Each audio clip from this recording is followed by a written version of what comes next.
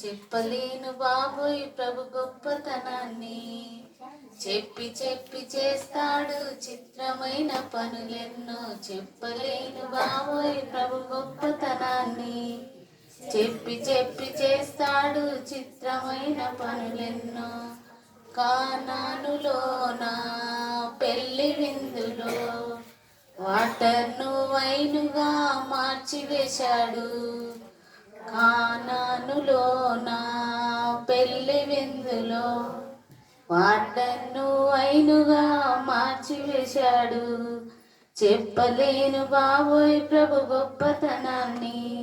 చెప్పి చెప్పి చేస్తాడు చిత్రమైన పనులెన్నో. చెప్పలేను బాబోయ్ ప్రభు గొప్పతనాన్ని. 5 రొట్టెలు 2 చిన్న చేపలు, 5 రొట్టెలు 2 చిన్న చేపలు 5,000 పీపుల్కి పంచి పెట్టాడు. 5,000 పీపుల్కి పంచి పెట్టాడు. చెప్పలేను బాబోయ్ ప్రభు గొప్పతనాన్ని. చెప్పి చెప్పి చేస్తాడు చిత్రమైన పనులెన్నో. చచ్చిపోయిన శవాన్ని చూచి, చచ్చిపోయిన శవాన్ని చూచి కమాన్ గెటప్ అంటూనే పైకి లేపాడు. కమాన్ గెటప్ అంటూనే పైకి లేపాడు. చెప్పలేను బాబోయ్ ప్రభు గొప్పతనాన్ని. చెప్పి చెప్పి చేస్తాడు చిత్రమైన పనులెన్నో. గాలి వీచగా తుఫాను రేగగా, గాలి వీచగా తుఫాను రేగగా స్టాప్ స్టాప్ అంటూనే ఆపివేశాడు. స్టాప్ స్టాప్ అంటూనే ఆపివేశాడు. చెప్పలేను బాబోయ్ ప్రభు గొప్పతనాన్ని. చెప్పి చెప్పి చేస్తాడు చిత్రమైన పనులెన్నో.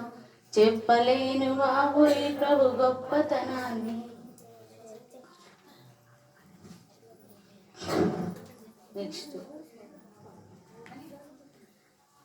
నా చిన్ని చేతులు యేసయ్యకై చప్పట్లు కొడితే, నా చిన్ని చేతులు యేసయ్యకై చప్పట్లు కొడితే పర పర పర సతను పారిపోతాడు. సతను పర పర పర సతను పారిపోతాడు. సతను నా చిన్ని అడుగులు యేసయ్యకై ముందుకేస్తే పర పర సతను పారిపోతాడు. సతను పర పర సతను పారిపోతాడు.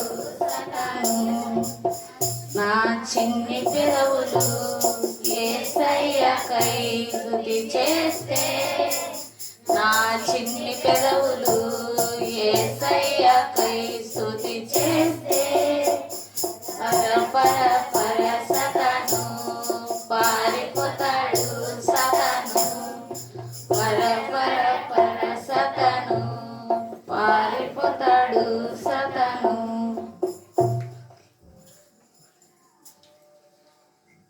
నీకొక తెల్లంగి నాకొక తెల్ల,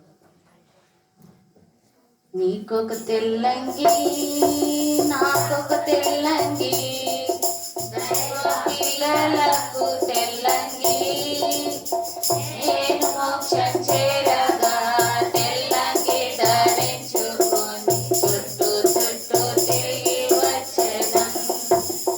నేను మోక్షం చేరగా తెల్లంగి ధరించుకొని చుట్టూ చుట్టూ తిరిగి వచ్చేదను. నీకొక వాయిద్యం నా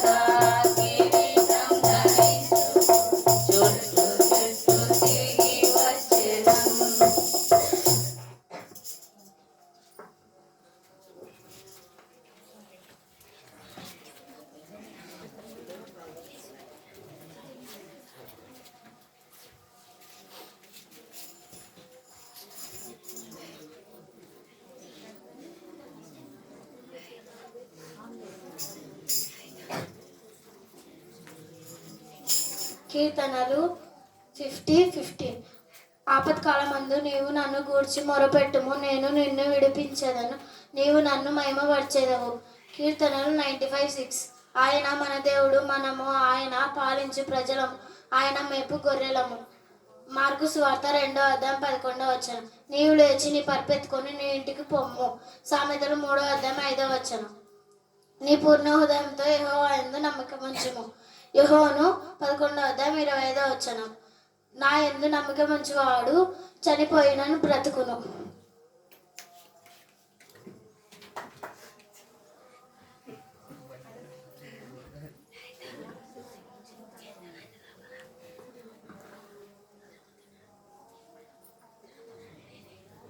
మత్తయి, మార్కు, లూకా, యోహాను అపొస్తలుల కార్యాలు, రోమా, 1 కొరింథీ, 2 కొరింథీ,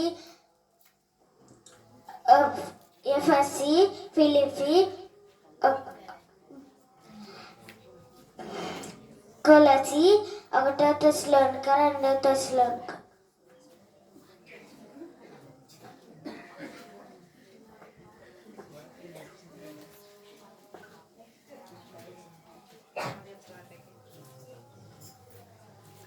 దుష్టుల ఆలోచన చెప్పులు నడక, పాపుల మార్గం నడక, అపవాసులు కూర్చున్న చోట కూర్చుండక, యెహోవా ధర్మశాస్త్రమందు ఆనందించుచు దీవారాత్రులు దాన్ని ధ్యానించువాడు ధన్యుడు. అతడు నీతి కాలంలో ఎవరున నాటబడినది తన కాలమందు ఫలం ఇచ్చు చెట్టు వలె ఉండును. అతడు చేయనంతయు సఫలమవును. కాబట్టి దుష్టులు అలాగున నుండక గాలి చెదరగొట్టు వలె పొట్టు వలె ఉండును. కాబట్టి న్యాయ విమర్శలను దుష్టులను, నీతిమంతులను సభలో పాపులను నిలువరు. నీతిమంతులు మార్గమును యెహోవాకు తెలియను, దుష్టులు మార్గమును నాశనముకు నడుతురు. కీర్తనలు 1-6.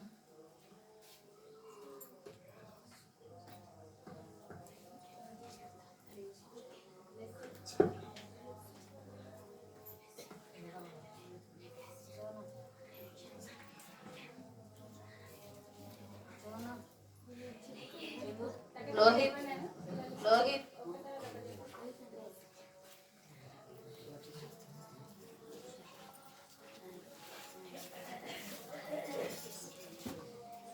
కీర్తనల గ్రంథము 50:15. ఆపత్కాలంలో నీవు నన్ను గూర్చి మొరపెట్టుము, నేను నిన్ను విడిపించెదను, నీవు నన్ను మహిమపరచెదవు. కీర్తనలు 55:6. ఆయన మన దేవుడు, మనము ఆయన పాలిచ్చు ప్రజలము, ఆయన మేపు గొర్రెలము. మార్కు 2:11. పక్షవాయువు గలవానిని చూచి నీవు లేచి నీ పరుపెత్తుకొని ఇంటికి పోమని నీతో చెప్పుచున్నానెను. సామెతలు 3:5. నీ స్వబుద్ధి ఆధారమును చేసుకొనక నీ పూర్ణ హృదయముతో యెహోవా యందు నమ్మకముంచుము. యోహాను 11:25. అందుకు యేసు, పునరుత్థానమును జీవమును నేనే, నా యందు విశ్వాసముంచు ప్రతివాడు చనిపోయినను బ్రతుకును. ఈ కొద్ది వాక్యం దేవుడు దీవించి ఆశీర్వదించును గాక.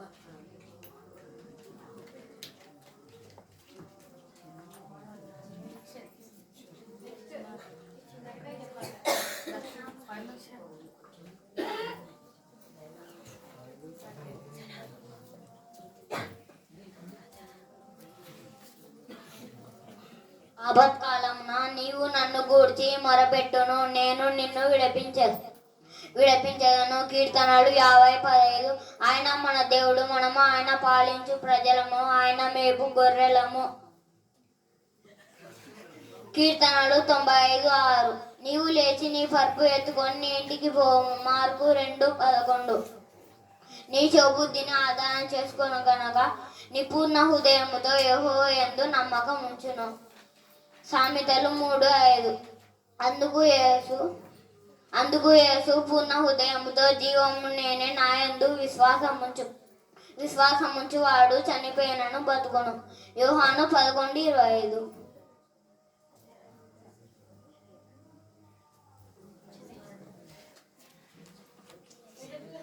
నిరీక్షణ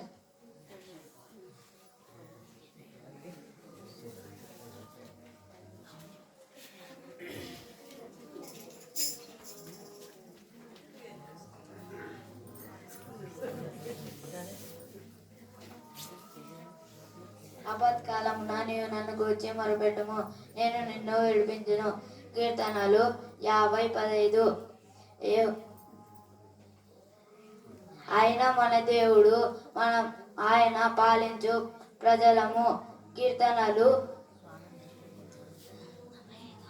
95:6. ఆదికాండం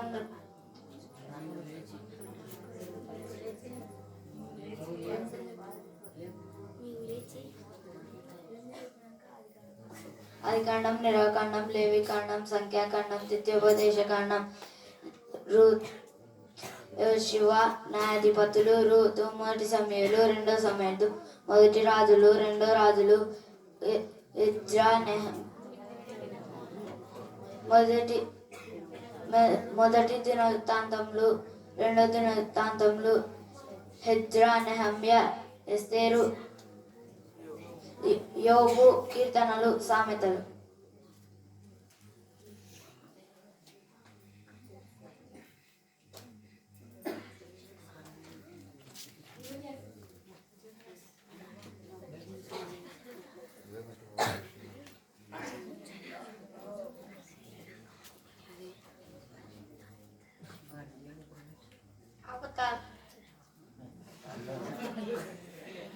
ఆపత్కాలంలో నేను నన్ను గుర్తు మొరపెట్టుము, నేను నిన్ను నడిపించాను. కీర్తనలు 50:15. ఆయన మన దేవుడు, మనం ఆయన పాలించు ప్రజలము, ఆయన మేపు గొర్రెలము. కీర్తనలు 95:6. నీవు లేచి నీ పరుపెత్తుకొని నీ ఇంటికి పొమ్ము. మార్కు 2:11.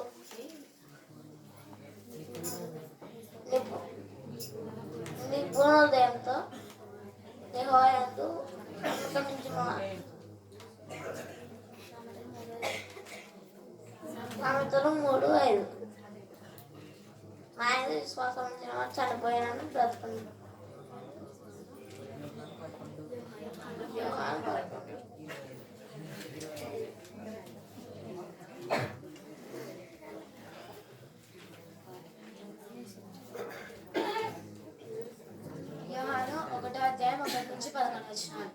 ఆదియందు వాక్యం ఉండెను, వాక్యం దేవుని యొద్దను, వాక్యం దేవుడే ఉండెను. ఆయన ఆదియందు దేవుని యొద్దను, సమస్తము ఆయన మూలముగా కలిగినది ఏదో ఆయన లేకుండా కలగలేదు. ఆయనలో జీవం ఉండెను, ఆ జీవం మనుషులకు వెలుగై ఉండెను. ఆ వెలుగు చీకటిలో ప్రకాశించుచున్నది, కానీ చీకటి దానికి గ్రహింపకుండెను. దేవుని యొద్ద నుండి పంపబడిన ఒక మనుషుడు ఉండెను, అతని పేరు యోహాను. అతని మూలముగా అందరూ విశ్వసించినట్లు అతడు ఆ వెలుగును ఉచ్చి సాక్ష్యం ఇచ్చుటకు సాక్షిగా వచ్చాను. అతడు ఆ వెలుగు ఉండలేదు, కానీ ఆ వెలుగును ఉచ్చి సాక్ష్యం ఇచ్చుటకు అతడు వచ్చాను. నిజమైన వెలుగు ఉండెను, అది లోకంలోనికి వచ్చు ప్రతి మనుషులు వెలిగించుచున్నది. ఆయన లోకంలో ఉండెను, లోకం ఆయన మూలంగా కలిగిన, కానీ లోకం ఆయన తెలుసుకున్నాడు. ఆయన తన స్వకీయుల వద్దకు వచ్చాను, ఆయన స్వకీయులు ఆయన అంగీకరింపలేదు.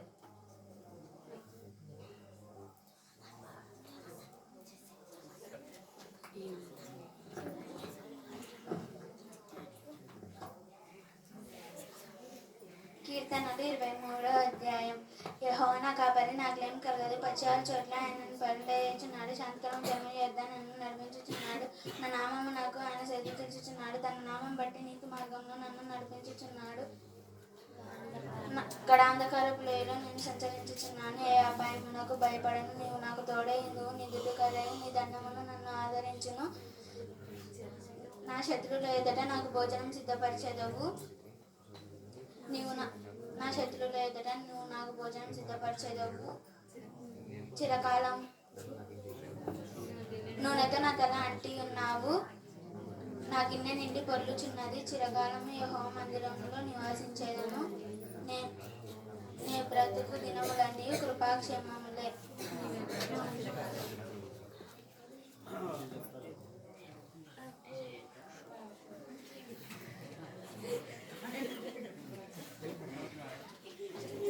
పరిశుద్ధ బైబిల్ గ్రంథం ఉంది. కీర్తనలు 50:15. ఆపత్కాలంలో నీవు నన్ను గురించి మొరపెట్టుము, నేను నిన్ను విడిపించదను, నీవు నన్ను మహిమపరచెదవు. పరిశుద్ధ బైబిల్ గ్రంథం ఉంది. కీర్తనలు 95:6. ఆయన మన దేవుడు, మనము ఆయన పాలించు ప్రజలము, ఆయన మేపు గొర్రెలము. పరిశుద్ధ బైబిల్ గ్రంథం ఉంది. మార్కు సువార్త 2:11. పచ్చవారు వారిని చూసి నీవు లేచి నీ పరుపును ఎత్తుకొని ఇంటికి పోమని నీతో చెప్పుచున్నాను అనేను.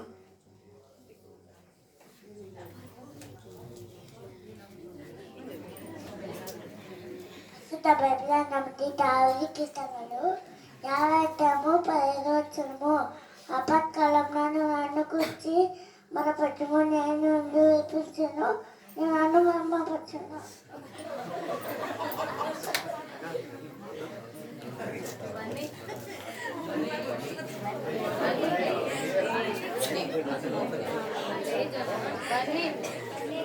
బన్నీ లేవు జోనా చెప్పిన వాళ్ళకి ప్రైజులు ఇస్తానులేమ్మా, మళ్ళీ చెప్పిద్దురులే. ఇంకా తర్వాత పేర్లు పిలుస్తామా, అన్నోళ్ళు ఇస్తారు. ప్రశాంత్,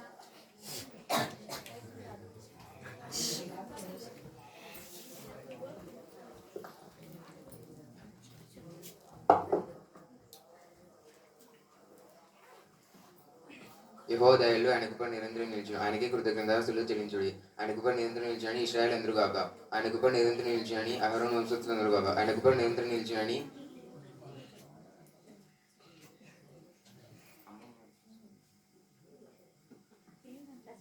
కీర్తన 118 మొదటి 10 వచనాలు. యెహోవా దయలు ఆయన కృప నిరంతరం నిలిచును. యెహోవా దయలు ఆయన కృప నిరంతరించు, ఆయనకే కృతజ్ఞతాస్తులు చెల్లించుడి. ఆయన కృప నిరంతరం నిలిచినని ఇశ్రాయేలు అందరూ కాక. ఆయన కృప నిలిచినని అహరోను వంశస్థులు అందరూ కాక. ఆయన కృప నిరంతరం నిలిచినని యెహోవా ఆయన భయభక్తుల వారు అందరూ కాక. ఇరుకునందుడు యెహోవాకు నేను మొరపెట్టిదని విశాల స్థలం మందు ఆయన నాకు ఉత్తరం ఇచ్చాను. యెహోవా నా పక్షం ఉన్నాడు, నేను భయపడను. నరులు నాకేం చేయగలరు? యెహోవా నా పక్షం వహించి నా సహకారే ఉన్నాడు. యెహోవా నా పక్షం వహించి నా సహకారే ఉన్నాడు. నా శత్రుల విషయం నా కొరకు నిర్వర్తించును. మనుషులను నమ్ముకంటే యెహోవాను ఆశించడం మేలు, రాజులను నమ్ముకంటే యెహోవాను ఆశించడం మేలు. అన్యజనులు నన్ను చుట్టుకొని ఉన్నారు, యెహోవా నమ్మి నేను వారిని నిర్మూలన చేశాను. కీర్తన 118 మొదటి వచనం.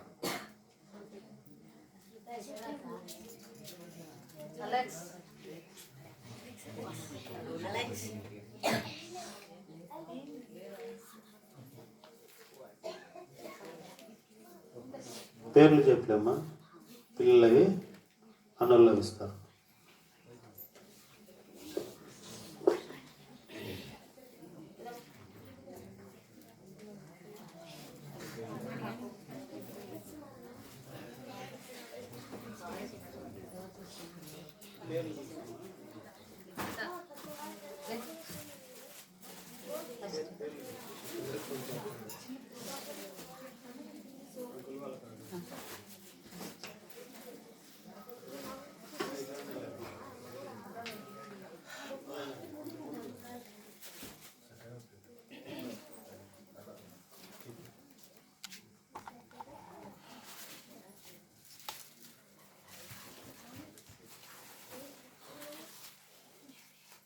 శృతి,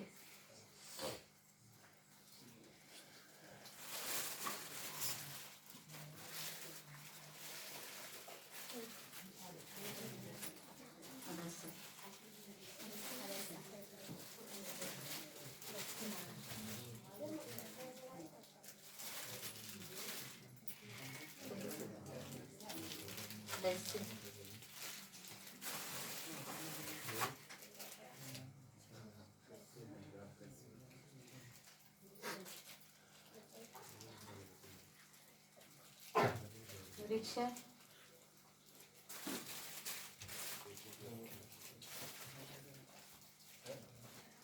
పండు,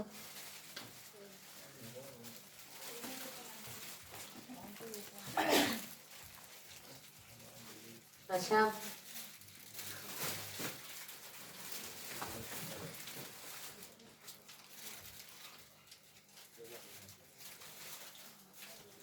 జ్యోతి,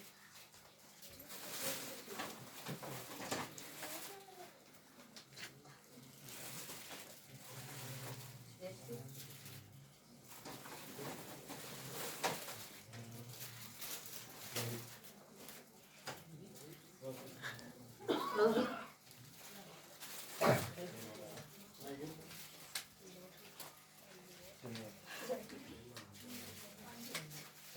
చందు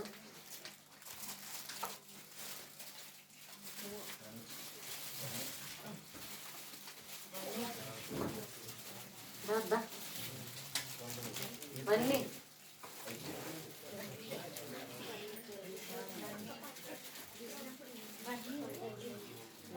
దా Bunny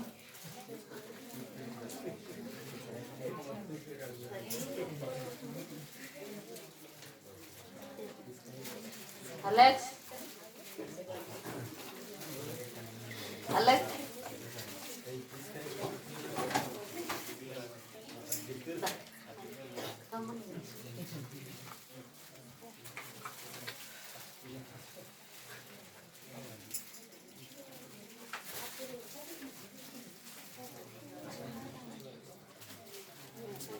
Jonah, Missy,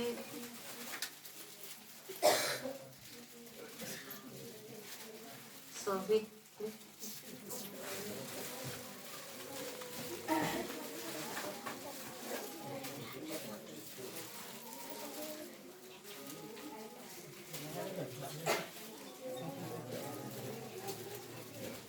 Pandu.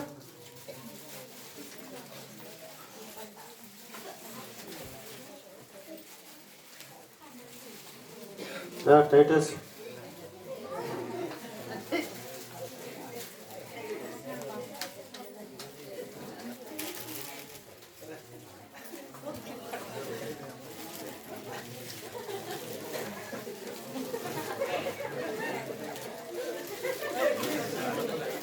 Ano? Like?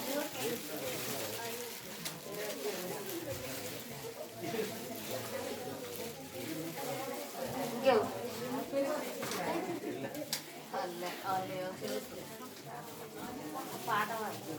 మిగతా వాళ్ళకు తర్వాత ఇస్తానండి. మళ్ళీ మిగతా పిల్లలకు తర్వాత ఇస్తాను.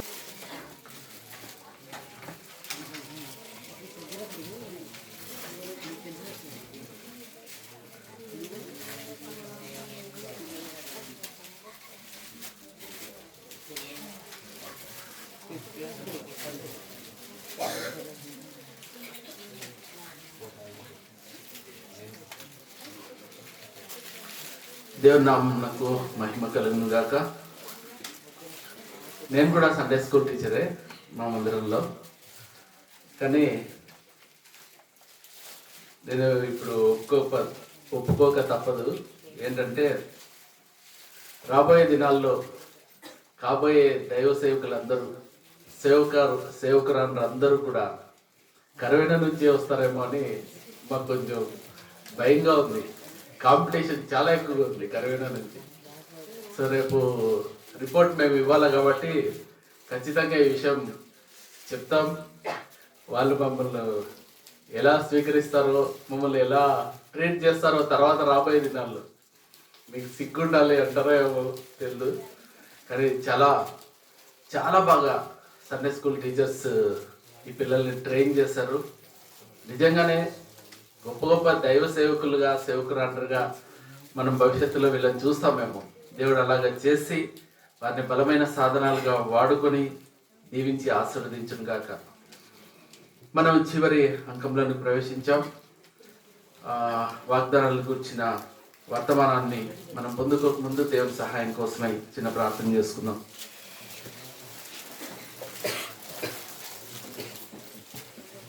ప్రేమ నమ్మకం కలిగిన మా పలుకు తండ్రి, మహాపరిశుద్ధుడు దేవ, మా గొప్ప దేవ, మా తండ్రి, మీ పరిశుద్ధ నామం బట్టి స్తోత్రాలు, వందనాలు. అయినా ఇదిగో తండ్రి 25వ సంవత్సరం అంతా కూడా ప్రభా తండ్రి మమ్మల్ని కాపాడారు, సంరక్షించి సజీవ లెక్కలో ఉంచి. అయినా తండ్రి మీరు మాకు ఇచ్చిన వాగ్దానాలను మా జీవితంలో నెరవేరుస్తూ తండ్రి మమ్మల్ని నూతనపరిచి పరిశుద్ధపరిచి ప్రభా మీ చిత్తానుసారంగా మరొక అవకాశాన్ని మీరు మాకు దయచేస్తారు. మీకు స్తోత్రాలు, వందనాలు. అయినా తండ్రి గతకాలం మేము ఎలాంటి ఫలాలు ఫలించామో తండ్రి మాకైతే తెలీదు. కానీ అయినా మీరు సమస్తము ఎరిగిన దేవుడవు, తేటగా సమస్తమును చూడగలిగిన దేవుడవు ప్రభా తండ్రి. మా జీవితాల్లో ఫలాలు ఉన్నాయి అని మీరు భావించి ప్రభా తండ్రి మమ్మల్ని ఆశీర్వదించారు. లేకపోతే మరొక అవకాశం మీకు ఇద్దాం, ఈ సంవత్సరమైనా వీళ్ళలో ఫలాలు కనబడతాయా, ఈమెలో ఫలాలు కనబడతాయో లేదో చూద్దాం అనే అవకాశం ఇస్తున్నారో లేదు ఏమో తండ్రి, మాకైతే తెలియదు. నైనా దయచేసి కనికరించండి. మీ మహాకృప చేత, ప్రేమ చేత దేవ మరొక సంవత్సరాన్ని దయా కిరీటంగా మాకు ధరింపజేశారు. అయినా మాకు గిఫ్ట్ ఇచ్చారు ప్రభా, మీకు స్తోత్రాలు, వందనాలు అయ్యా తండ్రి. ఈ సంవత్సరం అంతా ప్రభా తండ్రి దయచేసి మమ్మల్ని కనికరించండి. అయినా 25వ సంవత్సరంలో ఏ విధంగా అయితే మీరు మాకు తోడుగా ఉన్నారు, 26వ సంవత్సరంలో కూడా మాకు తోడుగా ఉండవలసిందిగా మిమ్మల్ని బ్రతిమాలుకుంటున్నాం. నైనా మీరు మా ముందర నడవలసిందిగా వేడుకుంటున్నాం. మీరు మా ముందుంటే ప్రభా మాకు భయం లేదు. మీరు మా ముందుంటే నైనా తండ్రి మా జీవితాల్లో విజయం. నైనా మీరు మా ముందుంటే నైనా ఏ శక్తి మమ్మల్ని ప్రభా తండ్రి మమ్మల్ని నిస్సహాయ స్థితిలోనికి తీసుకువెళ్ళలేదు. అయినా మహోన్నతుడైన దేవుడు, సర్వోన్నతుడైన దేవుడు మాకు ముందుగా ఉంటున్నాడు అని విశ్వాసంతో మేము ఈ సంవత్సరంలో ప్రభా మేము యాత్రను కొనసాగించడానికి సహాయం చేయమని వేడుకుంటున్నాం. అవును తండ్రి, మీరు మమ్మలను జీవజల ఊటల యొద్దకు నడిపించే దేవుడు, సమృద్ధి యొద్దకు నడిపించే దేవుడు, ఆశీర్వాదాల యొద్దకు నడిపించే దేవుడు అందుకు మీకు స్తోత్రాలు, వందనాలు. జ్ఞాపకం చేసుకోండి ప్రభా. ఇక తండ్రి, నేను నిష్ప్రయోజకుని, నా దాసుని ప్రభా, నాకు జ్ఞానం లేదు, బుద్ధి లేదు. నేను ఆ తండ్రి ఎందుకు పనికిరాని వాడిని అయితే తండ్రి మీరు వాడుకుంటున్నందుకు మీకు స్తోత్రాలు. ఇదిగో తండ్రి, ఈ చివరి వర్తమానంలో కూడా మీ సహాయాన్ని కోరుకుంటున్నాం. మాతో మాట్లాడుతూ రండి, మమ్మల్ని కనికరించండి. అయినా మా జీవితాల్లో మీరు ఇస్తున్న ఈ వాగ్దానాలు నెరవేర్చబడడానికి మీరు సహాయం చేయమని వేడుకుంటున్నాం. అయినా మా సొంత శక్తితో కానీ, మా బలంతో కానీ, మాకున్న ఆలోచనలు, తలంపులతో కానీ ప్రభా మేము ఈ వాగ్దానాలను మేము పొందుకోలేము. మీరు మహాకృప చేత ప్రభా తండ్రి మీరు ఈ వాగ్దానాలను ఇచ్చారు. అయితే ప్రతి వాగ్దానం వెనక తండ్రి ఉన్న షరతును మేము నెరవేర్చడానికి మీరు సహాయం చేసి మీరే మహిమ పొందమని ఈ సమయాన్ని మీ చేతులకు అప్పగించుకుంటూ మీ నామం హెచ్చిస్తూ తగ్గించుకుంటూ యేసయ్య పరిశుద్ధమైన మహోన్నతమైన ఘనమైన నామం ప్రార్థించి స్తుతించి దీన మనసుతో అడిగి పెట్టుకుంటున్నాం తండ్రి, ఆమేన్.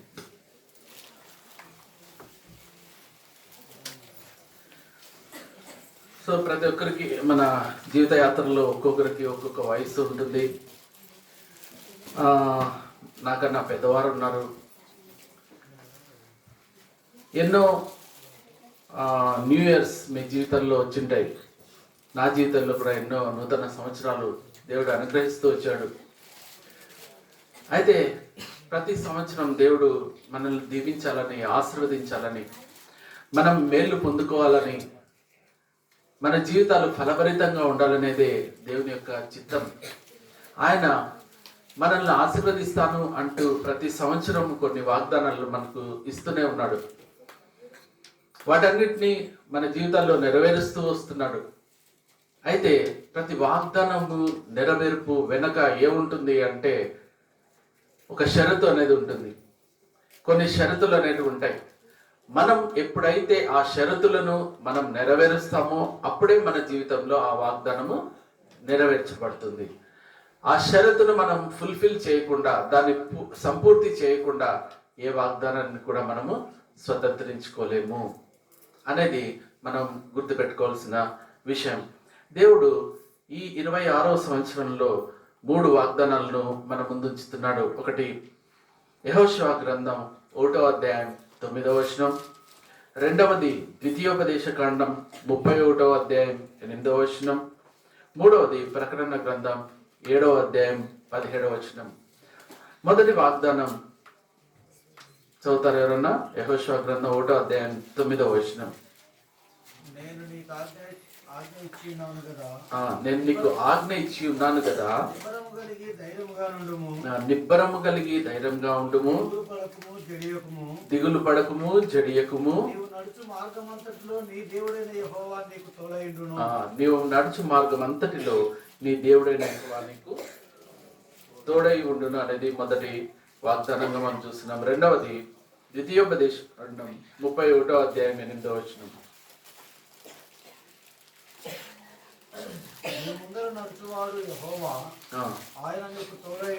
ఆయన నీకు తోడై ఉండును. ముందర నడుచువాడు యెహోవా. మూడవ వాగ్దానం ప్రకటన గ్రంథం 7వ అధ్యాయం 17వ వచనం. ఏలయనగా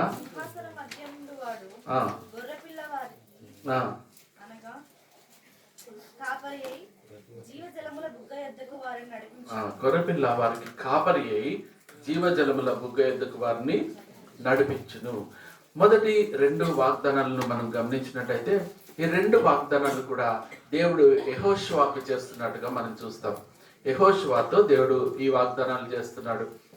మొదటిగా దేవుడు తానే స్వయంగా యెహోషువతో చెప్తున్న మాట, నీవు నడుచు మార్గం అంతటిలో నీ దేవుడైన యెహోవా నీకు తోడై ఉండును అని దేవుడే స్వయంగా యెహోషువతో చెప్తున్నాడు.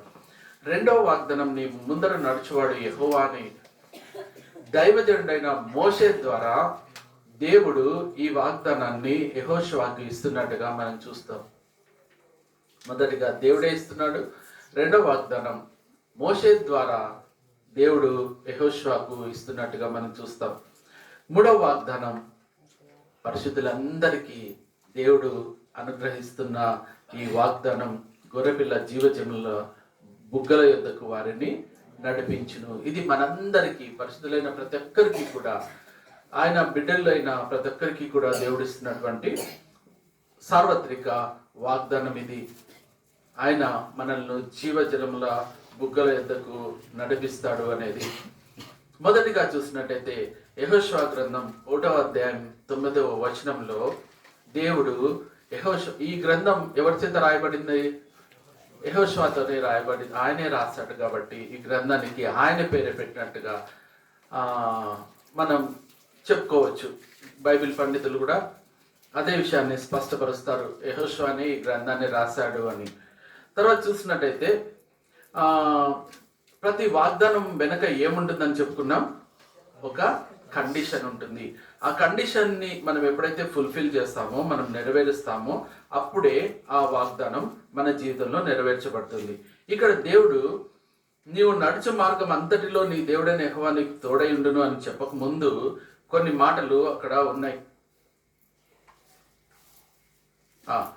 9వ వచనం చదువుదాం. నేను నీకు ఆజ్ఞ ఇచ్చిన్నాను కదా, నిబ్బరము కలిగి ధైర్యముగా ఉండుము. ఏమని ఆజ్ఞ ఇచ్చాడంట దేవుడు? యెహోషువ ఎలా ఉండాలి? నిబ్బరము కలిగి ధైర్యముగా ఉండాలి. తర్వాత దిగులు పడకుము, తర్వాత జడియకుము. ఇవన్నీ యెహోషువ చేసినట్టయితే అప్పుడు ఏమవుతుంది? నీవు నడుచు మార్గం అంతట్లో నీ దేవుడైన యెహోవా నీకు తోడై ఉండును. దానికంటే ముందు 7వ వచనంలో చూసినట్టయితే అసలైన కండిషన్ అక్కడ ఉంది. అయితే నీవు నిబ్బరము కలిగి జాగ్రత్త పడి బహుధైర్యంగా నుండి నా సేవకుడైన మోషే నీకు ఆజ్ఞాపించిన ధర్మశాస్త్రం అంతటి చొప్పున చేయవలెను. నీవు నడుచు ప్రతి మార్గమున చక్కగా ప్రవర్తించినట్లు నీవు దాని నుంచి కుడికి గాని ఎడమకు గాని తొలగకూడదు. కండిషన్ ఇక్కడే ఉంది. ఏంటి ఆ కండిషన్ అంటే, యెహోషువ నిబ్బరం కలిగి ఉండాలి. యెహోషువ ఎవరు? నూను కుమారుడైన యెహోషువ అని చెప్పుకుంటాం కదా. వాళ్ళ నాన్న పేరు నూను. ఈ యెహోషువ ఎవరు అంటే దేవుడు ఏర్పాటు చేసుకున్నటువంటి దైవజనుడైన మోషేకు సహాయకుడిగా ఉన్నటువంటి వ్యక్తి. ఆయనకు దాసుడిగా, ఆయన చేతి కింద పనిచేసేవాడిగా, ఆయన ఆజ్ఞను నెరవేర్చే ఒక యోధుడిగా మనము యెహోషువను నిర్గమకాండము, సంఖ్యాకాండం, ద్వితీయోపదేశకాండంలో మనం చూస్తాం. ఈ యెహోషువ ఆ మాటకు అర్థం ఏంటి అంటే, యెహోషువ అంటే యెహోవాయే రక్షణ అని అర్థం. దేవుడే మనకు రక్షణ కలుగజేస్తాడు. ఆయనకు ముందు పేరు ఏంటంటే హోషియా. హోషియాను మోషే యెహోషువగా మార్చాడు. ఆయన మొదటి పేరు ఏంటి? హోషేయ. హోషేయను మోషే యెహోషువగా మార్చినట్టుగా మనం చూస్తాం. ఈ యెహోషువ మోషే తదనంతరం ఇశ్రాయేలును నడిపించడానికి దేవుడు ఏర్పాటు చేసుకున్నాడు. ఎందుకు అంటే, ఒక అవిధేయత చర్య వల్ల మోషే ఏం చేయబడ్డాడు? వాగ్దత్త దేశంలోనికి ప్రవేశాన్ని పొందలేకపోయాడు కదా. దూరం నుంచి చూసి స్తోత్రం చెల్లించాడు ఆయన. తర్వాత ఇప్పుడు ఆ వాగ్దత్త దేశంలోనికి ఆ ఇశ్రాయేలు జనాంగాన్ని నడిపించాలి. ఆ బాధ్యత అంతా ఎవరికి అప్పగించాలని దేవుడు చూసినప్పుడు నమ్మకమైన దాసుడు, మాట సెలవిచ్చిన విధంగా ప్రవర్తించే ఒక వ్యక్తిని దేవుడు కనుక్కున్నాడు. ఆయనే యెహోషువ. ఈ యెహోషువ ఆ పనిని చేపట్టేటప్పటికి ఆయన వయసు ఎంతో తెలుసా? 90 సంవత్సరాలు. 90 సంవత్సరాల వయసులో యెహోషువ మోషే తర్వాత ఆ పని చేయడానికి దేవుడు ఏర్పాటు చేసుకున్నాడు. 90 సంవత్సరాల వయసులో యెహోషువ జీవించిన కాలం ఎంత అంటే 120 సంవత్సరాలు, 110 సంవత్సరాలు. 110 సంవత్సరాలు మాత్రమే ఆయన జీవించాడు. అంటే ఈ పనిని ఆయన చేపట్టిన తర్వాత కేవలం 20 సంవత్సరాలు మాత్రమే ఆయన వారికి నాయకుడిగా ఉన్నాడు. ఆ పనిని ఆయన సంపూర్తి చేసి 110 సంవత్సరాల వయసులో ఆయన గతించిపోయినట్టుగా మనం చూస్తాం.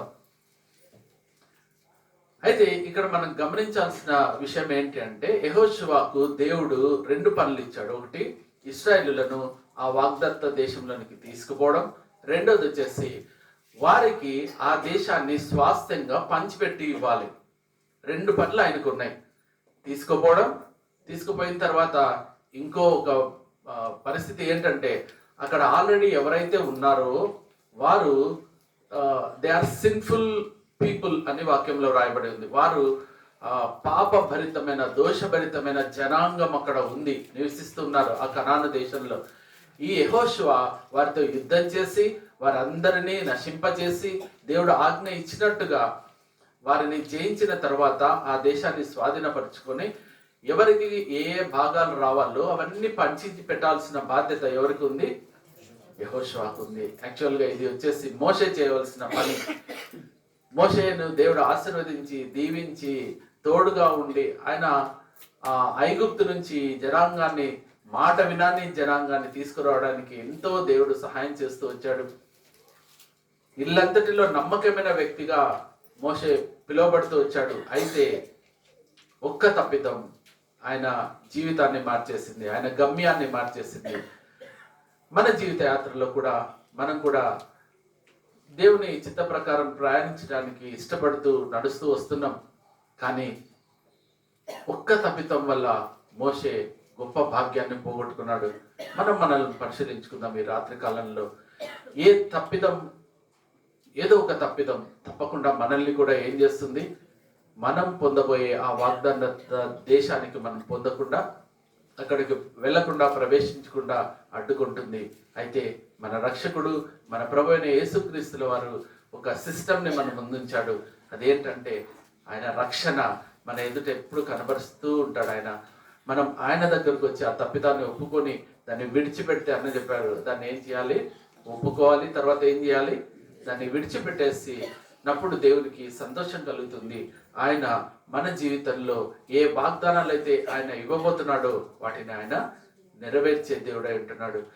యెహోషువకు దేవుడు చేసిన వాగ్దానం ఆయన తూచా తప్పకుండా ఆయన జీవితంలో నెరవేర్చినట్టుగా మనం చూస్తాం. అయితే ఆ వాగ్దానం నెరవేర్చబడక ముందు దేవుడు అతనికి షరతు పెడుతున్నాడు. ఏంటంటే 7వ వచనంలో, నీవు నిబ్బరం కలిగి జాగ్రత్తగా బహుధైర్యంగా ఉండాలి.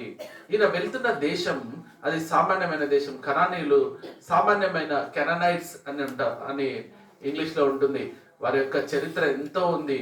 భయంకరమైన ప్రజలు వాళ్ళు, భయంకరమైన పాపం ఉంది, భయంకరమైన విగ్రహారాధన అక్కడ ఉంది. వారు రకరకాలైన దేవతలను పెట్టుకొని వారి పిల్లల్ని బలిస్తూ వారి సంతానాన్ని ఆ దేవతలకు బలిచ్చేవారు. ఆ బెన్ హిన్నోము లోయ అని ఉంది, అక్కడ పిల్లల్ని తీసుకెళ్లి దాగోను అనే దేవత చేతిలో వాళ్ళు పెట్టేవాళ్ళంట. అంటే ఒకలాంటి గొర్రె మొహమో లేకపోతే మేక మొహమో ఉంటుంది, కూర్చొని ఉంటారు అనమాట. ఆ కూర్చొని ఉన్న ఆ దేవత కింద మంట పెడతారంట. వాళ్ళు బాగా వేడిగా ఉన్నప్పుడు ఆ దేవత చేతిలో తమ సొంత పిల్లల్ని, తమ కన్న పిల్లల్ని తీసుకుపోయి ఆ చేతుల్లో పెడతారంట. పెట్టినప్పుడు దీనికి బాగా వేడెక్కిపోయినటువంటి ఆ విగ్రహం చేతిలో ఆ పిల్లలు మాడి మస్సి అవుతూ వేస్తున్న కేకలు వినపడకుండా అక్కడ పెద్దగా డ్రమ్స్ కొడుతుంటారంట, డబ్బా డబ్బా డబ్బా డ్రమ్స్ కొడుతూ కేకలు వేస్తుంటారంట. ఈ పిల్లల అరుపులు ఆర్తనాదాలు వినపడకుండా వాళ్ళు అట్లే ఆ చేతుల్లోనే మాడి మసి అయిపోతారంట. ఆ విధంగా బలిచ్చేవాళ్ళంట ఆ కాలంలో. ఇంత ఘోరమైన జనాంగాన్ని దేవుడు చూసి సహించలేక ఆ దేశాన్ని ఇశ్రాయేల్ జనాంగానికి ఇవ్వాలని దేవుడు ఇష్టపడి యెహోషువ ద్వారా ఆ వాగ్దానాన్ని నెరవేరుస్తున్నట్టుగా మనం చూస్తాం. దేవుడు చెప్తున్నాడు వారందరినీ నశింపచేయని చెప్తున్నాడు. అయితే వారిని చూసినప్పుడు, ఆ క్రూరమైన ఆ జనాంగాన్ని చూసినప్పుడు ఎవరైనా భయపడిపోతారు. కానీ దేవుడు అంటున్నాడు, నీవు నిబ్బరం కలిగి జాగ్రత్త పడండి, బహుధైర్యంగా ఉండు. నా సేవకుడైన మోషే నీకు ఆజ్ఞాపించిన ఏ ధర్మశాస్త్రం ఉందో ఆ ధర్మశాస్త్రం అంతటి చొప్పున నువ్వు చేయి. అప్పుడు నీవు నడుచు ప్రతి మార్గమున నీవు చక్కగా ప్రవర్తిస్తావు. నీవు దాని నుంచి కుడికి కానీ ఎడమకి కానీ తొలగవద్దు. అప్పుడు నేనేం చేస్తానంటే నీవు నడుచు మార్గం అంతట్లో నేను నీకు తోడై ఉంటానని దేవుడు యెహోషువతో చెప్తున్నట్టుగా మనం చూస్తాం. 40 సంవత్సరాలు అరణ్యయాత్ర చివరి కాలంలో యెహోషువ నాయకుడిగా వారికి వచ్చాడు. ఆదికాండం 15వ అధ్యాయం 13-14 వచ్చినట్లు చూసినట్టయితే అక్కడ దేవుడు ఆదికాండం 15వ అధ్యాయం 13-14 వచనాలు ఆయన అబ్రహాంతో చెప్తున్నాడు. ఏమంటున్నాడంటే నీ సంతతి కాని పరదేశమందు నివసించి ఆ దేశపు వారికి దాసులుగా నుండురు. వారు 400 ఏళ్ళు వీరిని శ్రమ పెట్టుదురు. వీరు ఎవరికి దాసులవుదురో ఆ జనమునకు నేనే తీర్పు తీర్చుదును. తర్వాత వారు మిక్కిలి ఆశతో బయలుదేరి వచ్చేదరు. ఇవంతా ప్రవచనం. దేవుడు అబ్రహాంతో చెప్తున్నాడు ఏం జరగబోతుందనేది ఆయన చాలా స్పష్టంగా చెప్తున్నాడు.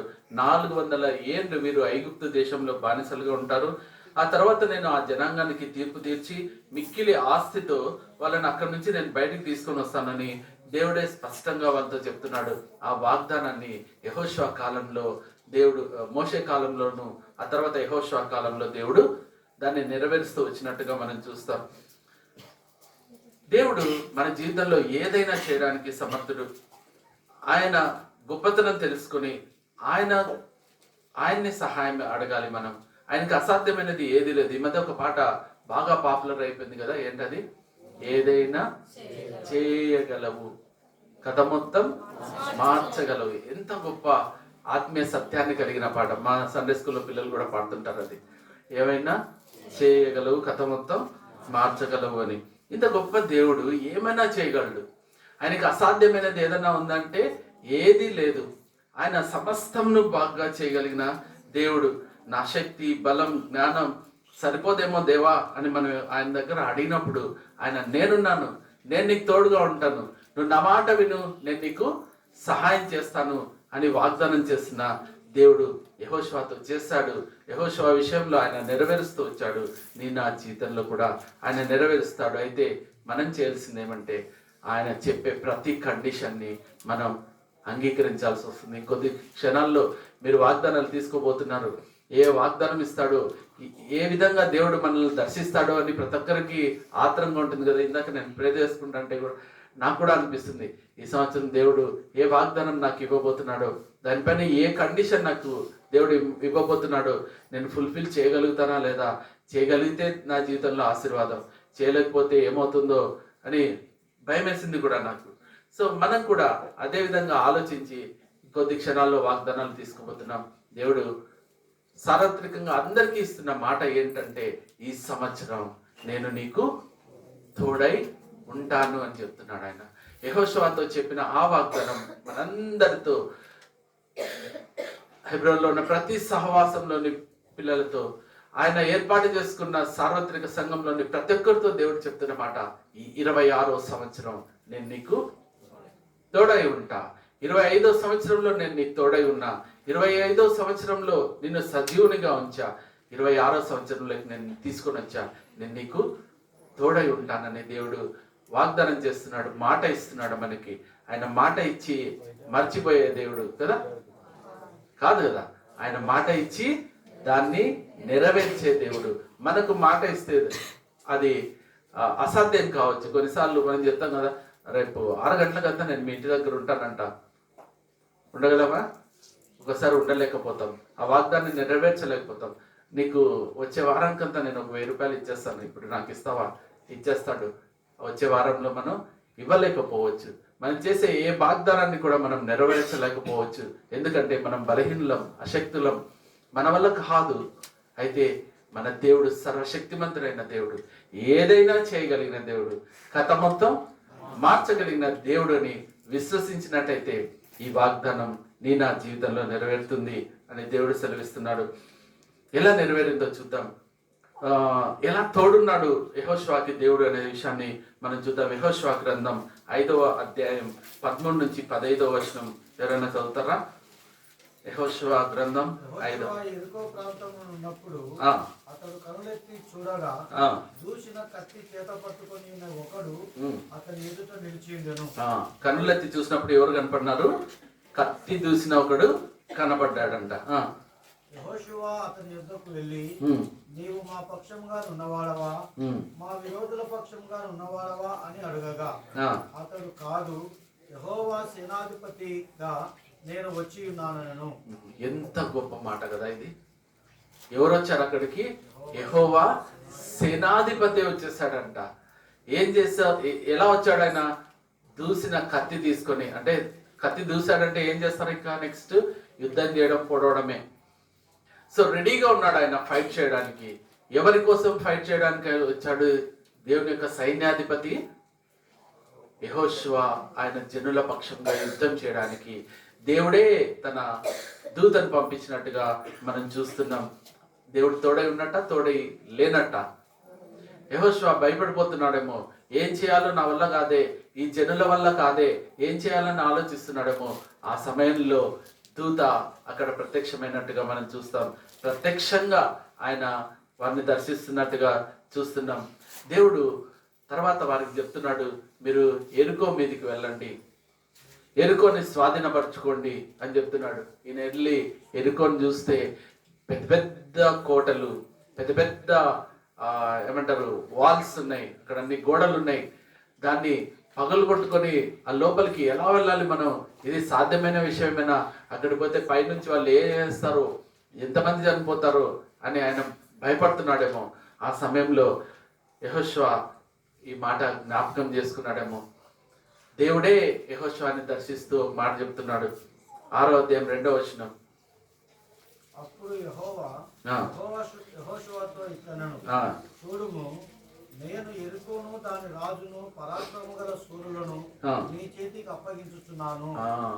దేవుడే ఏం చేస్తున్నాడు? ఎవరు అప్పగిస్తున్నారు? దేవుడే వాళ్ళని ఈయన చేతికి అప్పగిస్తున్నాడు. అంటే ఇంకా దేవుడు అప్పగిస్తుంటే ఇంక ఈయన ఏం చేస్తాడు? పోయి ఊరికే పట్టుకొని బేడీలేస్తాడు, అంతే కదా. పోవడము.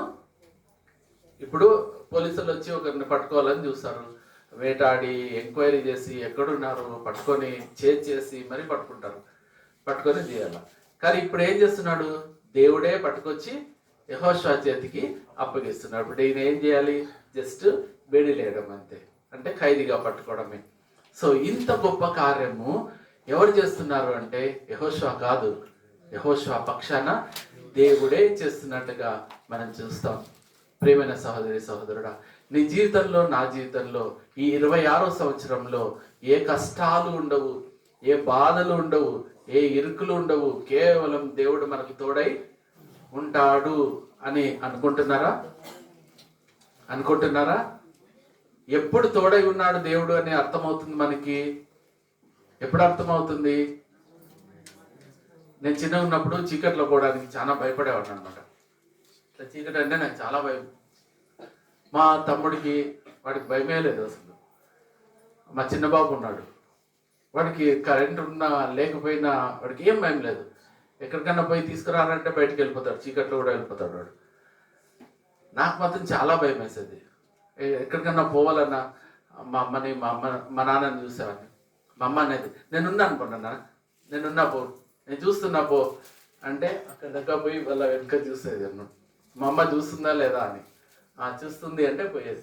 మా అమ్మ ఏదైనా కొంచెం పని అట్లా చూస్తూనే ఉంటుందా, చూస్తున్నాలే అని ఏదో దానికి అట్లా తిరిగింది అనుకో, అక్కడ ఉన్నవాడిని పరిగెత్తుకుంటూ వచ్చేసేవాడిని మళ్ళీ వెనక్కి.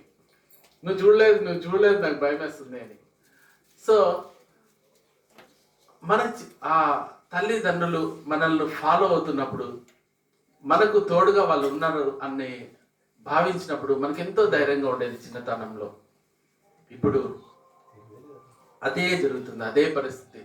నీ ముందు ఏదో ఒక పెద్ద సమస్య రావచ్చు, ఏదో కష్టం రావచ్చు, నువ్వు దాన్ని జయించలేవు అనే పరిస్థితి నీకు అనిపించవచ్చు 26వ సంవత్సరంలో. అయితే నువ్వు నిబ్బరంగా ఉండి దేవుని వాక్యాన్ని నువ్వు జ్ఞాపకం చేసుకొని, ఆయన వాగ్దానాన్ని జ్ఞాపకం చేసుకొని, ప్రభా నువ్వు నాకు వాగ్దానం చేస్తావు, నువ్వు నమ్మదగిన దేవుడివి, నువ్వు మాట ఇచ్చి నెరవేర్చే దేవుడి ప్రభా, ఇదిగో నా ముందు ఈ సమస్య ఉంది, నేనేం భయపడడం లేదు, నువ్వు నాకు తోడై ఉంటానన్నావు దేవా.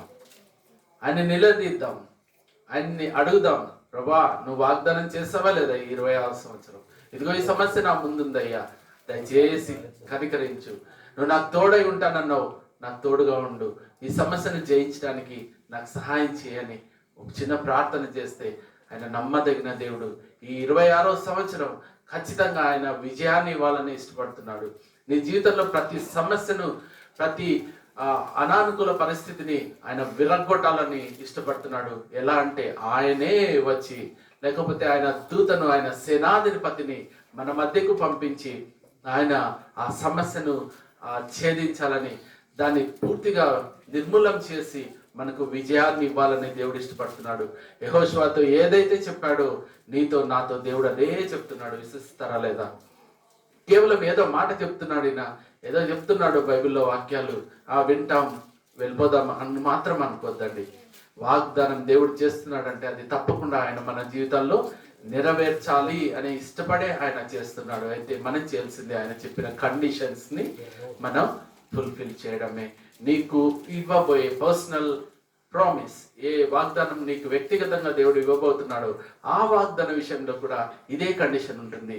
అది నెరవేర్చబడాలి అంటే దాని పైన చదువు, దాని క్రింద చదువు, ఆ వాక్యం ఆ అధ్యాయం ముందు చదువు, ఆ అధ్యాయం తర్వాత చదువు, లేకపోతే ఆ సంఘటన ఎక్కడో కొంచెం ముందర ఉంటుంది అది కూడా చదువు, లేకపోతే యెహోషువ గ్రంథం వచ్చిందనుకో, యెహోషువ గ్రంథం మొత్తం చదవండి. చదివి ఆ సంగతి ఏందో తెలుసుకోండి. దేవుడు ఖచ్చితంగా మీ జీవితంలో ఆ వాగ్దానాన్ని నెరవేర్చడానికి దేవుడు తప్పకుండా సహాయం చేస్తాడు. ఆయన నమ్మదగిన దేవుడు. ప్రతి షరతును మనం పాటించాలి. ఇక్కడ ఎరుకోను కూర్చడానికి దేవుడు ఏం చెప్తున్నాడంటే, మీరు బూరలు తీసుకోండి, కుండలు తీసుకోండి, బూరలు తీసుకోండి. ఏం చేయాలి మనం? యాజకులు బూరలు ఊదాలి. తర్వాత ఏది రావాలి? మందసం రావాలి. తర్వాత జనులు రావాలి. వీటన్నిటికీ చాలా ఎడం ఉండాలి. వాళ్ళు ఎన్ని రోజులు తిరగాలి దాని చుట్టూ? ఎన్ని రోజులు? 7 రోజులు తిరగాలి. మొదటి 6 రోజులు ఎన్నిసార్లు తిరగాల? ఒక రౌండ్. ఏడో రోజు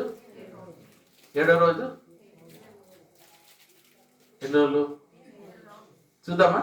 6వ అధ్యాయం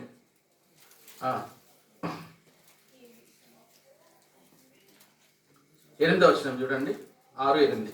యెహోషువ ప్రజలకు ఆజ్ఞాపించిన తర్వాత 7 యాజకులు పొట్టేల కొమ్ము బూరలను 7 యెహోవా సన్నిధిని పట్టుకొని సాగుచు ఆ బూరలను ఊదుచుండగా యెహోవా నిబంధన మందసమును వారి వెంట నడిచెను.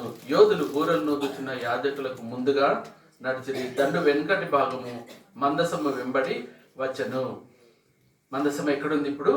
వెనుక భాగంలో ఉంది. యాజకులు వెళ్ళుచు బూరలు ఊదుచుండిరి. మరియు యెహోషువ, మీరు కేకలు వేయడని నేను మీతో చెప్పు దినం వరకు మీరు కేకలు వేయవద్దు, మీ కంఠధ్వని వినబడనీయొద్దు, మీ నోటి నుండి ఏ ధ్వనియు రాకూడదు అని చెప్తున్నాడు అనమాట.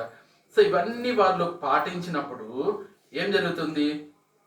7వ దినం వారు ఉదయం 15వ వచనం, ఉదయం చీకటితోనే లేచి 7 మారులు ఆ ప్రకారం చేయగా పట్టణం చుట్టూ ఆ విధంగా తిరిగి చివరికి ఏం చేస్తున్నారు? వారు కేకలు వేస్తున్నారు. అప్పుడేమవుతుంది? పట్టణం దేవుడు మీకు అప్పగించున్నాడు. 17వ వచనం, ఈ పట్టణంను దీనిలో ఉన్నది యావత్తును యెహోవా వల్ల శపింపబడెను. రాహాబు అనే వేశ్య మనం పంపిన దూతలను దాచిపెట్టను గనుక ఆమెయు ఆ ఇంటనున్న వారందరూ మాత్రమే బ్రతుకుదురు అని దేవుడు వాగ్దానం చేస్తున్నాడు. దేవుడు చెప్పినట్టుగానే అన్ని నెరవేరిపోయాయి. చిన్న చిన్న పనులు అవేదో మన దృష్టిలో పిచ్చి పిచ్చి పనులు అనిపిస్తుంది కదా. ఏంటది? తిరగడం అంట, 6 సార్లు తిరగాలంట, 7వ దినాన 7 సార్లు తిరగాలంట, బూరలు ఊదాలంట. అప్పుడేమవుతుంది? ఎరుకో గోడలు కూలిపోతాయి. ఎందుకు దేవుడు ఇట్లాంటి పని చెప్తున్నాడు? మీరందరూ పెద్ద పెద్ద ఆయుధాలు తీసుకొని బాంబులు వేసేసి దాన్ని పడగొట్టండి అట్లాంటివి చెప్పాలి కదా. అట్లా చెప్పకుండా ఊరికే తిరగండి, బూరలు ఊదండి, అంతవరకు ఏం మాట్లాడొద్దండి. 6 రోజులు ఏం మాట్లాడకూడదు, శబ్దాలు చేయకూడదు. 7వ రోజు మాత్రం 7 సార్లు తిరగండి, తర్వాత బూరలు ఊదండి అని చెప్తున్నాడు. ఏం పని ఇవి? ఎందుకు అట్లా చెప్పాడు? నేను కూడా చాలా ఆలోచించాను, ఎందుకు దేవుడు ఇట్లాంటి పని చేయమని చెప్తున్నాడు. చాలా సిల్లీగా అనిపిస్తుంది. చిన్న పనే అది. ఎందుకు అది చేయమన్నాడంటే, ఆ 7 రోజులు దేవుడు వాళ్ళని ఏం చేస్తున్నాడంటే పరీక్షిస్తున్నాడు. ఆయన వీళ్ళు నా మాటకు విధేయత చూపిస్తారా లేదా?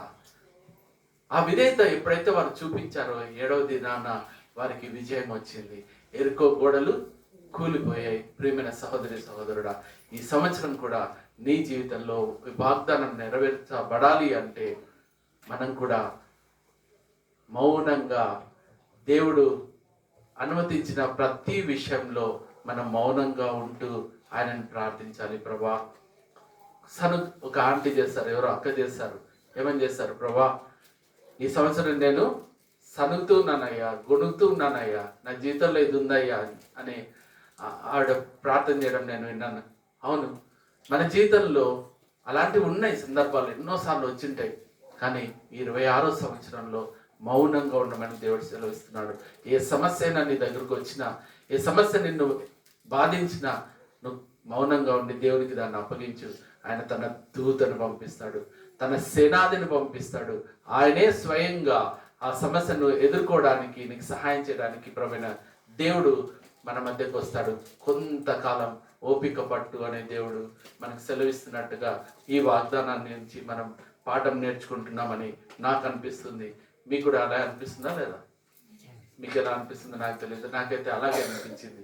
అవును, 26వ సంవత్సరంలో అంతా బాగా జరిగిపోతుంది, అంతా హాయిగా ఉంటుంది, దేవుడే మనకు తోడుగా ఉంటాడు అనుకొని పప్పులో కాలు వేస్తే అది చాలా మనకే నష్టం కలిగించేదిగా ఉంటుంది. అయితే మనం ఆలోచించాల్సింది ఏంటంటే, ఆ వాగ్దానం మన జీవితంలో నెరవేరాలంటే మనం ఖచ్చితంగా దేవుడు చెప్పినటువంటి మాటను వినాలి.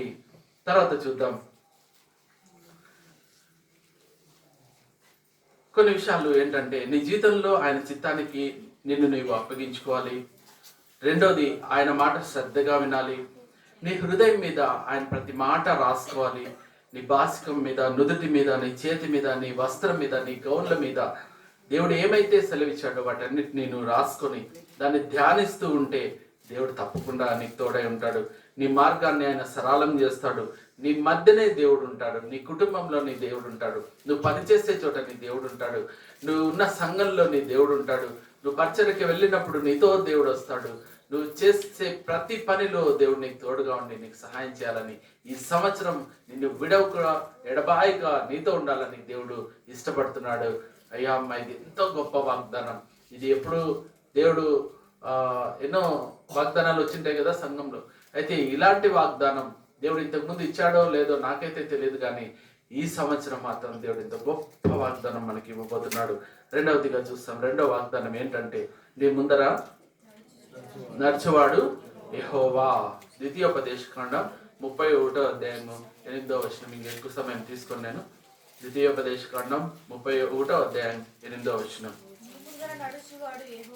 నీ ముందర నడుచువాడు యెహోవా, ఆయన నీకు తోడై ఉండును, ఆయన నిన్ను విడువడు, ఎడబాయుడు, భయపడకుము, విస్మయం అందుకుమని. ఎవరు చెప్తున్నారు ఈ మాట? అతనితో చెప్పాను అంట. ఎవరు చెప్తున్నారంటే మోషే చెప్తున్నాడు. ఎవరితో చెప్తున్నాడు? యెహోషువతో చెప్తున్నాడు. దేవుడు ఏ వాగ్దానం అయితే డైరెక్ట్ గా చేశాడో అదే వాగ్దానము ముందుగా మోషే యెహోషువకు తెలియజేస్తున్నట్టుగా మనం చూస్తాం. నిన్న ఆయన ఎన్నడూ భయపడకుము, విస్మయం ముందుకుము, నీ ముందర నడుచువాడు యెహోవా, నీ ముందర ఆయన నడుస్తాడు. నీకు తోడై ఉన్న దేవుడు నీ వెనుక కాదు వచ్చేది. ఎక్కడొస్తాడంట? ఆయన నీ ముందుంటాడు. మన ముందే దేవుడే ఉన్నాడంట. ఏ దేవుడైనా? మామూలు మనిషి ఆయన ఎవరు? ఆశ్చర్యకరుడు, ఆలోచనకర్త, బలవంతుడైన దేవుడు, నిత్యుడు తండ్రి, సమాధానకర్తయగు అధిపతి, ఆశ్చర్యకరుడు. ఆయన నా జీవితంలో ఎన్నో ఆశ్చర్య కార్యాలు చేయాలనుకున్న ఆలోచన గల దేవుడు ఆయన బలవంతుడైన దేవుడు, నిత్యము ఉండే దేవుడు, సమాధానాధిపతి. మన జీవితంలో వీటన్నిటినీ దేవుడు ఇవ్వడానికి ఆయన మన ముందర నడుస్తూ ఉన్నాడు. దేవుడు నీ ముందుగా దాటిపోయి శత్రువులను నశింపజేస్తాడని 3వ వచనంలో ఉంటుంది. 31:3లో మనం చూసినట్టయితే దేవుడు నీకు ముందుగా దాటిపోయి శత్రువులను నశింపజేస్తాడు. నీకంటే ముందుగా దేవుడే వెళ్ళిపోతాడంట. 4వ వచనంలో చూస్తే దేవుడు పూర్వం నీ జీవితంలో చేసిన ఆ విజయాల ప్రకారమే ఈ సంవత్సరం కూడా విజయాన్ని ఇస్తానని 4వ వచనం 31:4 చూసినట్టయితే, యెహోవా నశింపచేసిన అమోరీ రాజులైన సీహోనుకు ఓగునకు వారి దేశమునకు ఏమి చేశానో ఆ ప్రకారమే ఈ జనులకు చేయను. అప్పుడు ఏం చేశాడో అదే ఇప్పుడు చేయబోతున్నాడు. దేవుడు 25వ సంవత్సరంలో నీ జీవితంలో ఏవైతే గొప్ప మేలు చేశాడో అలాంటి మేళ్ళే 26వ సంవత్సరంలో కూడా దేవుడు చేయాలని ఇష్టపడుతున్నాడు. 5వ వచనంలో చూసినట్టయితే, నేను మీకు ఆజ్ఞాపించిన దాన్ని అంతటిని బట్టి మీరు వారికి చేయనట్లు యెహోవా నీ చేతికి వారిని అప్పగించును, నిబ్బరము కలిగి ధైర్యంగా ఉండును. సో దేవుడే మనకు ముందుగా ఉండి ఆయన ఏం చేస్తాడంట, ఆ సమస్యనంతా మన చేతికి అప్పగించేస్తాడంట. మనం ఫైనల్గా ఏం చేయాలంటే ఒక సైన్ చేయాలంటే నేనే చేసినాను అన్నట్టుగా మనం సైన్ చేసుకోవడమే. ఏం భయపడొద్దండి, దేవుడే మనకు ముందుగా ఉండి ఆ పనిని పూర్తి చేస్తానని దేవుడు వాగ్దానం చేస్తున్నాడు. 6వ వచనం చూసినట్టయితే, భయపడకుడి, వారిని చూసి దిగులు పడకుడి, నీతో కూడా వచ్చేవాడు నీ దేవుడైన యెహోవా, ఆయన నిన్ను విడువడు, నిన్ను ఎడబాయడు. అయితే మనం ఇక్కడ ఒక కండిషన్ని చూస్తున్నాం. మనం వచ్చే సమస్యను చూసి నిబ్బరంగా ఉండాలి, దానికి భయపడకూడదు. ఏ వ్యక్తి వస్తాడో, ఏ శక్తి వస్తుందో దానికి మనం భయపడకూడదు, జరగకూడదు. అప్పుడు దేవుడు మనల్ని విడవక ఎడబాయక మనకు సహాయం చేసే దేవుడుగా ఆయన ఉంటానని వాగ్దానం చేస్తున్నాడు. మనం ముందుగా ఎవరు నడుస్తున్నారంటే మన కాపరి మన ముందుగా నడుస్తున్నారు. ఎవరైనా మన కాపరి. ఆయనకు ఆ మార్గం అంతా తెలుసు. ఎట్లా తెలుసు ఆయనకి? యేసుప్రభు ఏమంటున్నాడు 14:6లో యోహాను సువార్త, నేనే మార్గమును సత్యమును జీవమును, నా ద్వారానే తప్ప ఎవరు కూడా తండ్రి ఎదుకు రారు అని ఆయన సెలవిస్తున్నాడు కదా. ఆయన ఎవరంట? మార్గం అంట. సో ఏ మార్గంలో మనం వెళ్ళాలో, ఎలా వెళ్ళాలో మార్గమైన దేవుడికే తెలుసు. ఆ దేవుడే మన ముందర నడుస్తున్నాడంటే ఏ మార్గంలో వెళ్ళాలో ఆయనే చూపిస్తాడా లేదా? ఖచ్చితంగా చూపిస్తాడు. సో 2వ వాగ్దానం కూడా దేవుడు మన ముందుండి మనకు సహాయం చేస్తూ ఏ మార్గాల్లో వెళ్ళాలో చూపిస్తూ ఆయన మనల్ని తీసుకువెళ్ళాలని ఆశపడుతున్నాడు. అయితే ఒక్క కండిషన్ ఏంటంటే, ఆ మార్గంలో వెళ్తున్నప్పుడు మనము అటు ఇటు చూడకూడదు. పేతురు అదే చేస్తాడు. దేవుడిని చూస్తూ నీళ్ళ మీద నడుస్తున్నాడు. ఎవరికైనా సాధ్యమా అది? సముద్రం మీద నడవడం. అయితే అలలకు, గాలి, తుఫాను, శబ్దాలకు ఆయన అటు ఇటు చూసినప్పుడు ఏమైనాడు? మునిగిపోయినాడు. నీ జీవితంలో కూడా 26వ సంవత్సరంలో ఏ ఆటుపాట్లు వస్తాయో, ఏమొస్తాయో మనకు తెలీదు. ఏ సమస్య మన ముందుంటుంది. అయితే మనం నిబ్బరం కలిగి ధైర్యంగా ఉన్నట్టయితే అటు ఇటు చూడకుండా, సహాయం కోసం వారి వైపు వీరి వైపు చూడకుండా, మన రక్షణకర్త అయిన దేవుడు, మనకు తోడుంటానన్న దేవుడు, మన ముందుగా నడుస్తానన్న దేవునికి మనల్ని మనం అప్పగించుకుంటే ఆ సమస్య ఈజీగా సాల్వ్ అయిపోతుందని దేవుడు సెలవిస్తున్నాడు. ఈజీగా సాల్వ్ అవుతుందని దేవుడు చెప్తున్నాడు. ఈజీగా పోతుంది అంటున్నాడు. కేవలం అంతా ఆయనే చేసి నీ చేతులకు అప్పగిస్తానని దేవుడు సెలవిస్తున్నట్టుగా మనం చూస్తాం. 3వ వాగ్దానం ఏంటది? 3వది ప్రకటన గ్రంథం 7:17. ఇది అందరికీ చెప్తున్న వాగ్దానం ఏంటంటే, గొర్రెపిల్ల జీవజన్మల బుగ్గల యొద్దకు వారిని నడిపించును. ఎవరిని నడిపిస్తుంది అంటే, ఎవరైతే తమ వస్త్రాలను తెలుపు చేసుకున్నారో, ఎవరైతే గొర్రెపిల్ల రక్తంలో తాము శుద్ధి చేసుకున్నారో వారందరినీ కూడా దేవుడు ఎక్కడ తీసుకెళ్తాడంటే జీవజలముల ఊట యుద్ధకు ఆయన నడిపిస్తానని ఆయన వాగ్దానం చేస్తున్నాడు. అయితే షరతు ఏంటి? మన వస్త్రాలను తెలుపు చేసుకోవాలి. మన జీవితాలు, మన ఉన్న పాపాన్ని దేంతో కడుక్కోవాలి? ప్రభువైన యేసుక్రీస్తుల వారి రక్తంతో మనం కడుక్కున్నప్పుడు ఆయన మనల్ని జీవజలముల ఊట యుద్ధకు తీసుకెళ్తాడంట. జీవజలముల ఊట అంటే ఏంటి? ఏంటి అర్థం? నీళ్ళు ఎక్కడున్నాయో అక్కడే నాగరికత ఉంది అని మన చరిత్ర చెబుతుంది. నదుల దగ్గరనే నాగరికత ఏర్పడిందని మనం చదువుకొని ఉంటాం కదా, పాటలలో మనకు తెలిసి ఉంటుంది. ఎక్కడైతే వాటర్ ఉందో అక్కడే జీవం ఉంటుంది. సో దేవుడు అలాంటి ప్రదేశానికి మనం తీసుకెళ్తున్నాడు. అక్కడ ఏముంటుంది? సమృద్ధి ఉంటుంది. అక్కడ ఏముంటుంది? ఆశీర్వాదం ఉంటుంది. దేవుడు నిన్ను నన్ను ఎక్కడికి తీసుకెళ్లాలని ఇష్టపడుతున్నాడంటే సమృద్ధిలోనికి, ఆశీర్వాదాల్లోనికి ఈ 26వ సంవత్సరం మనల్ని తీసుకెళ్లాలని ఇష్టపడుతున్నాడు. నిన్ను నన్ను ఆశీర్వదించాలని, నిన్ను నన్ను సమృద్ధితో ఉంచాలని. ఎంత గొప్ప వాగ్దానం ఎప్పుడు రాలేదని నాకు అనిపిస్తుంది. ఈ 26వ సంవత్సరంలో దేవుడు గొప్ప వాగ్దానం మనం చేయబోతున్నాడు. అదేంటంటే సమృద్ధిలోనికి, ఆశీర్వాదంలోనికి నిన్ను తీసుకెళ్తానని దేవుడు చెప్తున్నాడు. అయితే కండిషన్ ఏంటంటే నీవు నీ వస్త్రాలు శుద్ధి చేసుకో, నువ్వు మురికి చేసుకోవద్దు. తిరిగి ఏ పాపంలో నువ్వు జీవించినావో 25వ సంవత్సరం, ఆ పాపంలోనికి నువ్వు తిరిగి వెళ్ళొద్దు. ఏదైతే నువ్వు కక్కేసావో 25వ సంవత్సరం, దాన్ని తిరిగి తీసుకోవడానికి ఇష్టపడొద్దు. ఏ మురికినైతే నువ్వు తొలగించుకున్నావో ఆ మురికిలో తిరిగి వెళ్ళి పొరలాడాలని ఇష్టపడొద్దు. నీ వస్త్రాన్ని ఎలా ఉంచుకోవాలని దేవుడు ఇష్టపడుతున్నాడు? తెలుపుగా ఉంచుకోవాలని ఇష్టపడుతున్నాడు. నీ జీవితంలో ఉన్న పాపాన్ని సమృద్ధిగా ఏం చేయమంటున్నాడు? కడిగి వేసుకోమంటున్నాడు.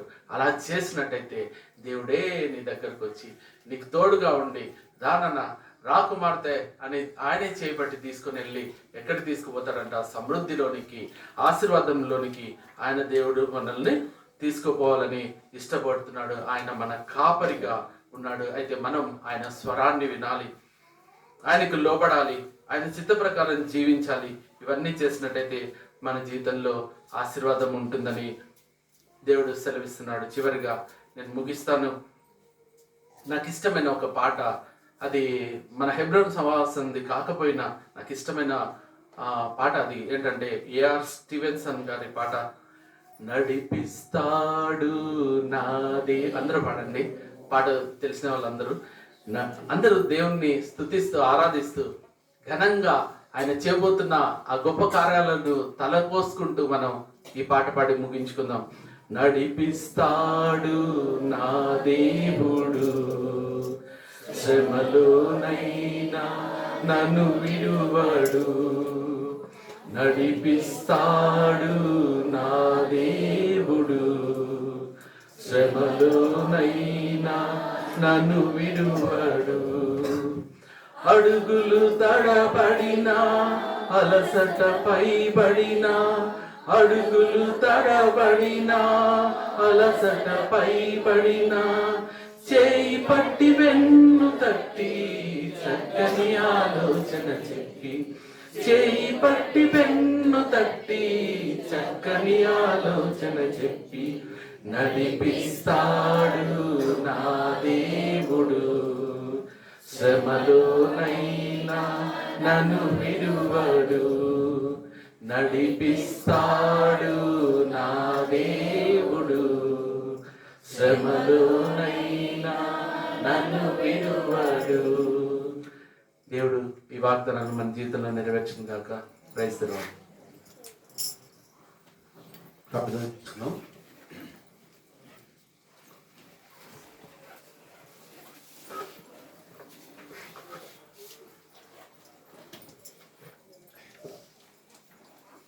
ప్రార్థన చేసుకున్నాం. ప్రేమల తండ్రి, మీ పాదాల కొందరములు. మీ సన్నిధిలో గత సంవత్సరం ముగించడానికి, నూతన సంవత్సరం ఆరంభించడానికి మీరు తోడుగా ఉన్నందుకే స్తోత్రములు తండ్రి. 2026వ సంవత్సరం గాను మాకు అనుగ్రహించిన వాగ్దానాలను బట్టి వందనములు. మాకు ఇవనే ఉన్న వ్యక్తిగత, కుటుంబ, సంఘ, సార్వత్రిక సంఘ వాగ్దానాలను బట్టి స్తోత్రములు. ఇంత సమయం దీవించండి. సువార్తలో కూడా వెళ్ళి రావటంలో సహాయం చేయమని మా ప్రభును, మా రక్షకుడైన యేసుక్రీస్తు వారి నామమున స్తుతించి ప్రార్థించుకుంటున్నాం తండ్రి. ఆమేన్. దయచేసి లేచి నిల్చోండి. మనం పాట పాడే సమయంలో మన కానుకలు అర్పిస్తూ వాగ్దానాలు ఇక్కడ ఉంటున్నాయి. ఒక్కొక్కరు ఒకటి మాత్రమే తీసుకోండి, ఒకసారి తీసుకోండి. ఒకవేళ ఎవరైనా రాని వాళ్ళు ఉంటే తర్వాత తీసుకోవచ్చు. మళ్ళీ ఆరోగ్యమైన సంవత్సరం. పాట సంఖ్య 200. హల్లెలూయా పాడేదా, ప్రభు నిన్ను కొనియాడే.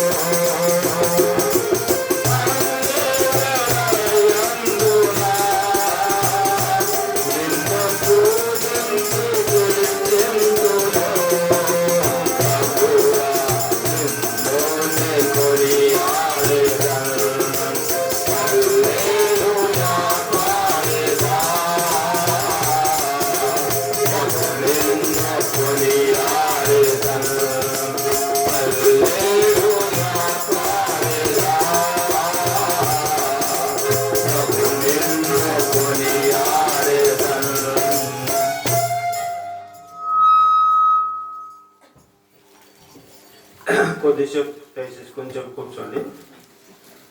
మనకు వాక్య పరిచయం అందించడానికి వచ్చిన సహోదరులు కర్నూలు పెనియలు మందిరం అరవింద మంకుల కుమారుడు డేవిడ్ అన్న దగ్గర నుంచి మన దగ్గరికి వచ్చినారు.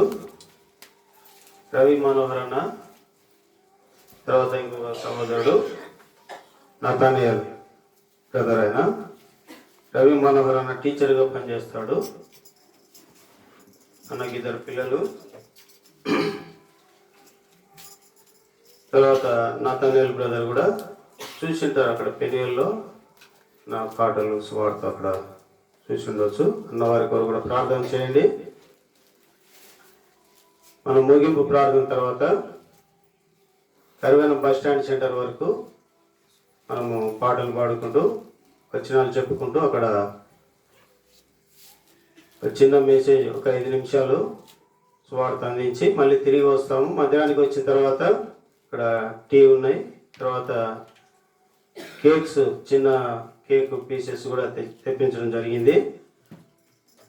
తర్వాత నూతన సంవత్సరానికి సంబంధించి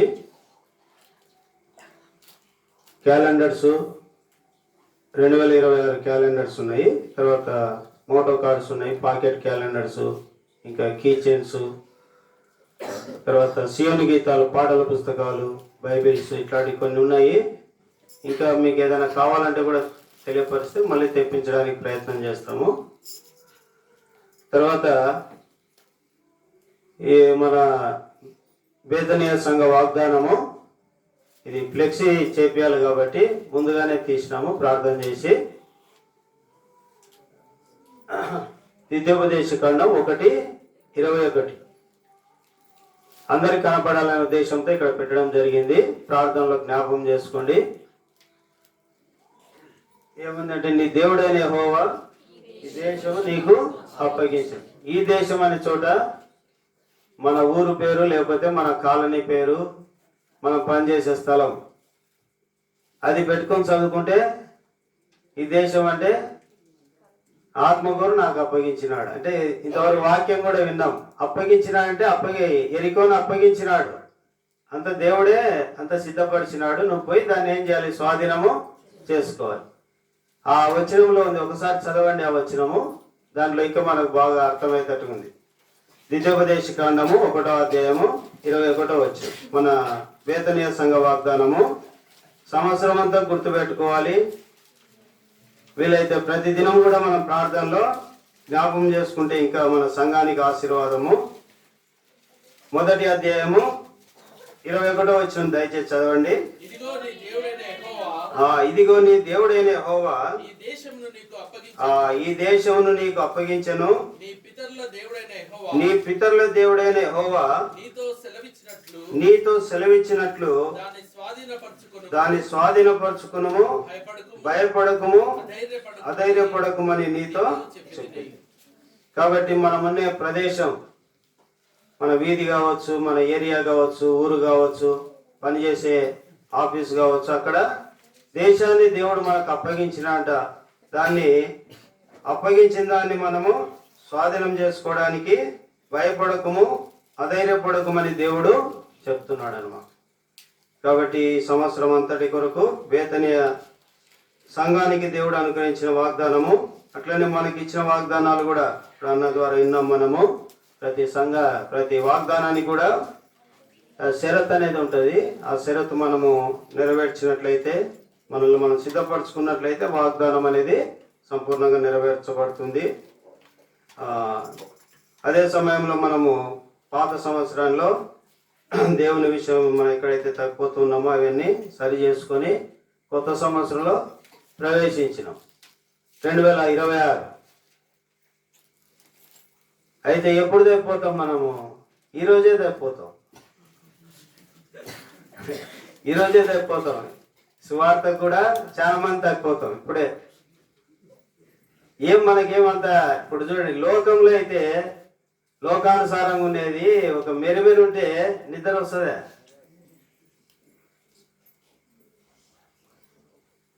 నిద్ర అసలు పోలేపోం. అన్యులు జాగరణం అని చేస్తారు. వాళ్ళకు మెలకు ఉండాలంట, అంతే. మెలకు ఉండడానికి ఏం చేయాలి? ఏదైనా తినుకుంటానో చూసుకుంటానో, రోజు 4 ఉంటే ఆ రోజు 6 ఉంటాయి సినిమాల్లో. అంటే ఎట తిరిగి నువ్వు మేలుకుండాలి, కానీ మెలుకున్నాక అవి అన్నీ చెప్పినారు, కానీ మెలుకున్నాక ఏం చేయాలనేది లేదు. మెలుకుండి ఏం చేయాలంటే ప్రార్థన చేయాలని, మెలుకుగా ఉండి ఏం చేయాలనేది వాక్యంలో ఉన్నాయి అనేకం. కాబట్టి మనం చేసుకునే తీర్మానాలన్నీ దేవుడు నెరవేర్చాలంటే మరి ముఖ్యంగా మనము దేవుని మందిరంలో కనపడడం అనేది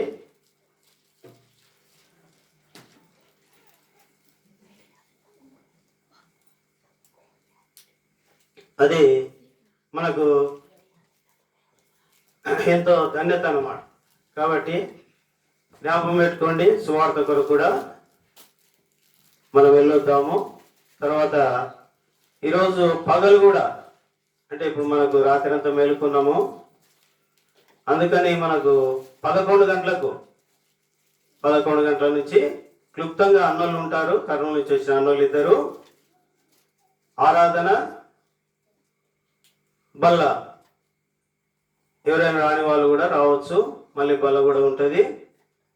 మనము రాత్రి వచ్చినామని చెప్పి సాధారణంగా అందరం ఏం చేస్తామంటే పగలు రాము, నాన్నే పోతుంది. ఇప్పుడు సువార్తకే రాము, ఇడున్నాము చాలా మంది. ఎందుకంటే చూసినది అటు చేసేది చాలా వరకు అదే అన్నమాట. పగలు రావాలి. మొదటిదండి ఏం చేయాలి? దేవునికి మొదటివన్నీ, నువ్వు మొదట నా రాజ్యమును నీతిని మొదట వెతుకు, అప్పుడు అవన్నీ అని ఇంకా ఎన్నెన్న కానిగా.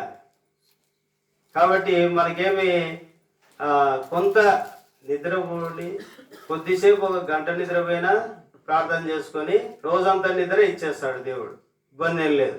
కాబట్టి 11కైనా 11:30కైనా రండి. మొదటి దినము మళ్ళా రాత్రి ఏం లేదు కూడిక, రేపు కూడా ఏం లేదు. ఎందుకు? ఈరోజు పండుగనే, రేపు కూడా పండుగనే బాగా చేసుకోవాలని. ఇక రాత్రి పగలు ఉన్నాం కాబట్టి ఇంక ఈరోజు రేపు ఎల్లుండి మళ్ళీ శనివారం ఉదయం ఇంక ఉపవాస ప్రార్థన గానే పోతుంది. ఇంక ఒక్కొక్కటి వస్తుంటే ఇంక మనం ఎంతవరకు ఉండేది తెలిసిపోతుంది. ఈరోజు సువార్త కానీ తెలిసిపోతే ఎంతమంది పాసా పేల. ఇంకా పగలు మళ్ళీ కూడిక ఉంటుంది, పాసా పేల తెలిసిపోతుంది. ఉపవాస ప్రార్థన వస్తుంది, ఆదివారం వస్తుంది. సంవత్సరం అంతా టయానికి రాలేని ప్రభా అంటాము, ఒప్పుకుంటాం, మంచిదే. ఇప్పుడు నేను రావద్దు అన్న చెప్పలే, ఇప్పుడు ఒప్పుకుంటాం కానీ దాన్ని ఇడిచిపెట్టాం అన్నమాట. మళ్ళీ అవే తీసుకొచ్చుకుంటాం. లేటుకు వచ్చేదే, బయటికి లేచిపోయేదే, ఆరాధన సంవత్సరం పొడవునా ఒక్కసారైనా నోటి తెరిసే ఆరాధన చేయకుంటే ఎట్లా? ఒకసారైనా ప్రార్థన చేయకుంటే ఎట్లా? కాబట్టి జ్ఞాపకం పెట్టుకోవాలి, వారంతో ప్రార్థన చేయాలి. దేవుడిచ్చిన వాగ్దానము నెరవేర్చబడాలంటే నీ దేవుడైన యెహోవా ఈ దేశంలో నీకు అప్పగించిన దాన్ని మనం స్వాధీనం చేసుకోవాలంటే దేవుని సన్నిధి మనం బలంగా కలిగి ఉంటే తప్ప వాగ్దానాలు మనకు స్వతంత్రించుకోలేము. ప్రార్థన చేసుకుందాము. మోకరించండి అన్న ప్రార్థన చేద్దాం.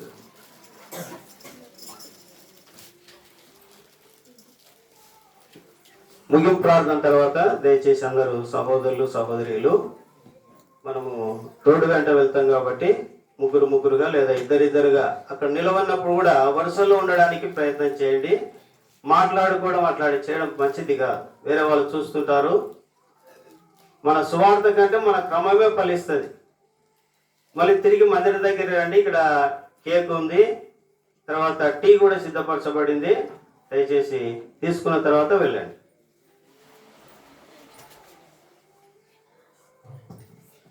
తలలో వంచండి, ప్రార్థన చేసుకుందాం.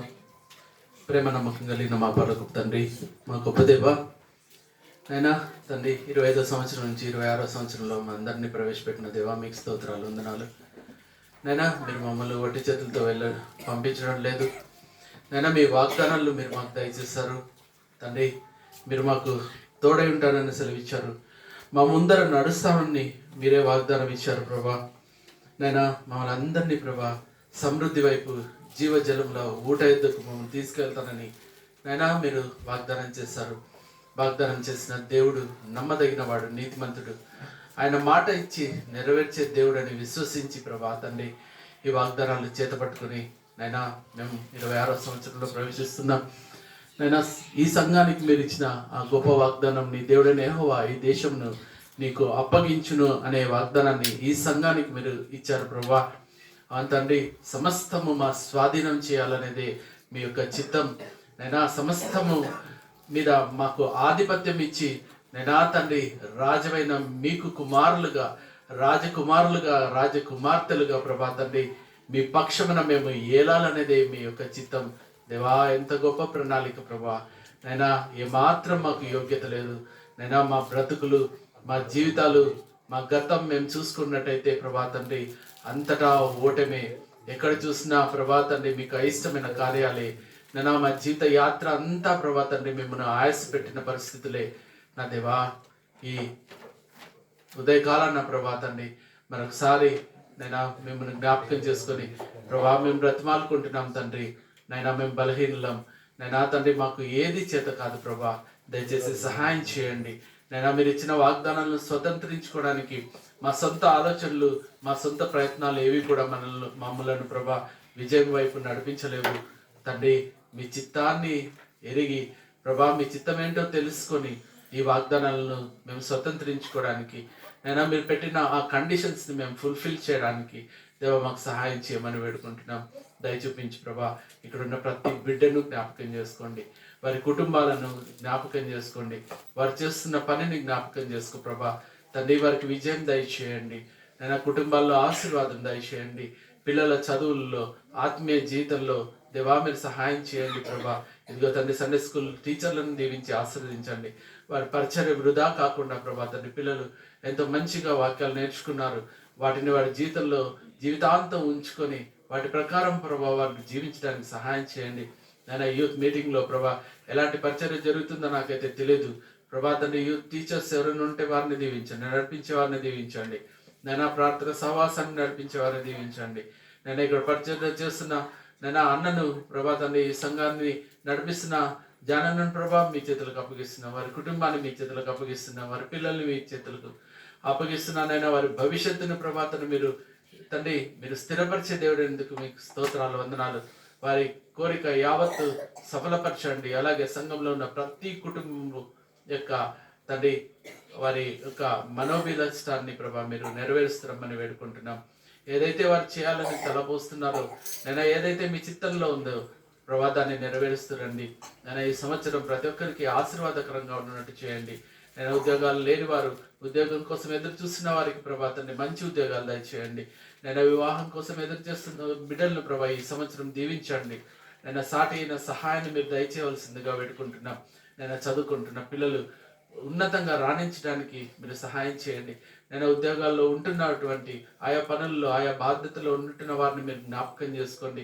మీరు ఈ సంవత్సరం తలగా ఉంచవలసిందిగా వేడుకుంటున్నాం నేను. ప్రతి ఎరుకోను ప్రభా మీరు కూలగొట్టే దేవుడు ఎందుకు మీకు స్తోత్రాలు. మీరే ముందుగా ఉండి ప్రభా తండ్రి సమస్తమును ప్రభా నెరవేర్చే దేవుడు. కేవలం మీరు దాన్ని అప్పగించినప్పుడు మేము దాన్ని స్వాధీనపరచుకోవాల్సిన వరమే అయ్యా. తండ్రి సహాయం చేయండి తండ్రి.